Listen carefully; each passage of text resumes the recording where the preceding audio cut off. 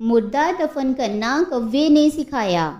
جب قابیل نے حابیل کو قتل کر دیا تو چونکہ اس سے پہلے کوئی آدمی مرا ہی نہیں تھا، اس لیے قابیل حیران تھا کہ بھائی کی لاش کو کیا کروں۔ چنانچہ کئی دنوں تک وہ لاش کو اپنی پیٹھ پر لاد دے ادھر ادھر پھرا۔ اس نے دیکھا کہ دو کوے آپس میں لڑے اور ایک نے دوسرے کو مار ڈالا۔ پھر زندہ کوے نے اپنی چونچ اور پنجوں سے زمین کو ریت کر ایک گڑھا کھودا اور اس میں مرے ہوئے کوے کو ڈال کر مٹی سے دبا دیا۔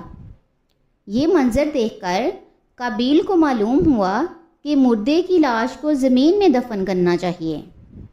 چنانچہ اس نے قبر کھود کر اس میں بھائی کی لاش کو دفن کر دیا۔ قرآن مجید میں اس واقعہ کو ان لفظوں میں بیان فرمایا ہے۔ ترجمہ